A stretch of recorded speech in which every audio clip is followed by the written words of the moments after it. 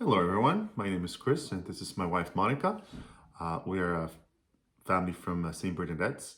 We've been married for 14 years, and God has blessed us with 5 kids.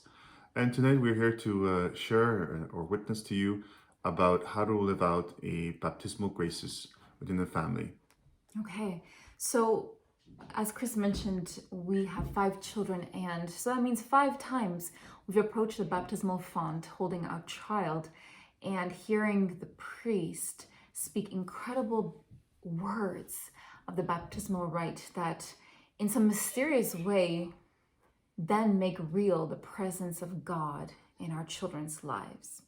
And so we recall, and I wanted to read to you the very specific words that the priest, the celebrant, asks of the parents and then affirms. So after the priest asks parents, "What have you come to ask the church of?" and the parents respond, "Baptism," then the priest says this: "You have asked your child to be baptized. In doing so, you are accepting the responsibility of training him or her in the practice of the faith. It will be your duty to bring him or her up to keep God's commandments as Christ taught us, by loving God and our neighbor.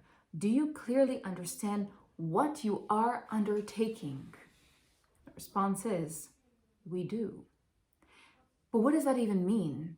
What does that mean to train your child in the practice of the faith? What does it mean to encourage your child to keep God's commandments? And what does it mean to love God and our neighbor? And how to show that to our children, okay? So by all means, we don't consider ourselves experts in the matter, but we have learned, because it is a practice, we are practicing Catholics, and so we have learned to understand how to give our children an idea and then a means of living out the faith. So what's one of the first things that should probably happen? I think the first thing that should happen in your families is just, when they start, you have a baby now, but when they start growing up, is to have conversations. Conversations are so important. They can happen at dinner time, they can happen at nighttime, but have a conversation about faith. And I think it has to start with you as a parent, or whatever your support is to grow in your faith. I think it's so important to attend mass. It's important to learn about the church's teachings, read the catechism, read the scripture. It's amazing to, how else are you going to pass on your faith and your knowledge if you don't acquire the knowledge yourself. It's so important. So I think the first step is to acquire knowledge and learn and teach yourself first, right? Yeah, I guess you can't give what you don't have. And sometimes we're so intimidated because we don't know how to articulate it. And so Chris is right. Equipping yourself with the knowledge that the church passes on, through any sorts of media and any sorts of great books, definitely is an asset. After that conversation, you need to develop a game plan. Of course. Okay, you need to have what some experts on the matter have called develop your parenting culture, especially your parenting faith culture, upon which you want to build the ideals of Catholic family life. And the Catholic Church, your local parish, has everything you need in order to support your mission to be the first educators, the first catechists, the first models of love of God. It's very intimidating. I was once frustrated so much with just reacting to my children with great frustration, and I was just so upset they weren't getting it, or so I thought so. And a good priest told me that I am the image of God to my children, and my reactions are a reflection of God's relationship with them as they are young and they're still growing to understand how to have a relationship with God. We as adults, we still struggle how to have a relationship with God. And so even that simple advice that I behold as a parent, Chris beholds as a parent, this very simple reflection of God's image for them. Okay? And so, how to guide them now into a relationship, how to encourage them into a relationship, is to draw them in to the life of the church. Perfect. And I love that Monica mentioned the life of the church. And what is that? What is that today? The life of the church, right?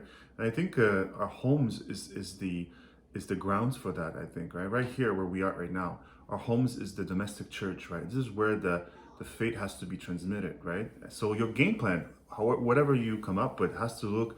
What do you want to do with your kids? By the time they leave, to go out of the house, they're ready to embark into the world, right? What do you want to teach them? What are the values? What are the traditions? What are the conversations you want to have with them at that time, when you have them? Because once they're gone, right? And you really want to make that faith solid, that they're ready for the world. And some things that we have done, we try to live at the church at home, right?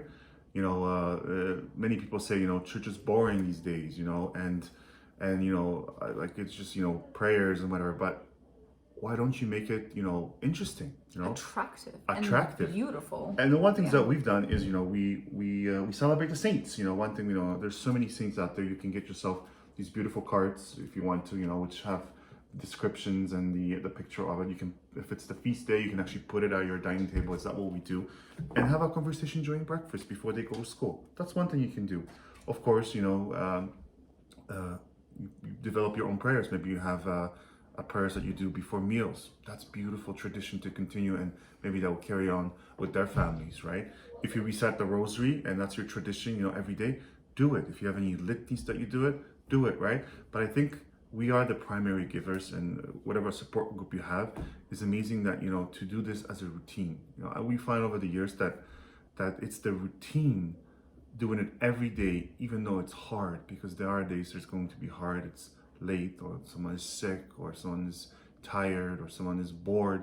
The key here is the routine. As long as we do it every day, no matter what, I know it's hard, but eventually you'll see the fruits of it. And we have that. Monica, would you say we have seen fruits of it the last, our oldest is 13. And I think we have seen the fruits, especially during our family prayer. They know what to expect. And that has been fostered by consistency in the routine. I wanted to also, on the idea of living out the church, do it liturgically, seasonally, Advent, ordinary time, Lent, Easter, and all those feast days, all those solemnities. Get yourself a Catholic calendar, and most local parishes do distribute around Advent a Catholic-based calendar which lists all the feast days and all the liturgical seasons, okay? And how to make that attractive? Well, celebrate your family's favorite saints, especially the ones that your family members are named after. If your child sees that you're elevating an experience because it means something to you, they're going to follow suit. Of course, they're going to, see that and be influenced by the fact that you make it a big deal, and therefore they will understand the value of that because you have set the model, okay?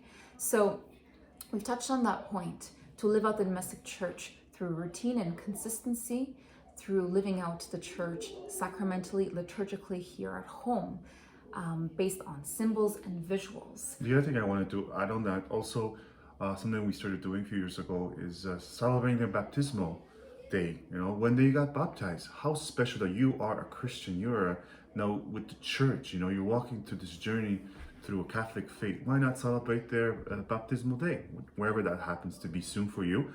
I mean, we do that now. We put it actually in the calendar, right? When it is, and it make it special. We pick a cake, light up a candle. Hey, you've been Christian for so many years. It really adds a lot, and it really makes them feel special that they belong to something. And I hope that, when they grow up, they know that they belong to this beautiful church. They are Catholic, right? And they continue that journey along in their life. And I think in all these traditions, all these visuals, all these symbols, they have to be founded upon something. And that foundation of the Christian life is prayer. If they see you pray, they will pray. Teach them how to pray. Teach them that faith is not a set of rules. It's not something we do. Faith is a relationship with a person, with Jesus Christ. Help them get to know Jesus Christ through the gospel, through the life of the church, but more specifically in those sacraments. Baptism is the first of all sacraments.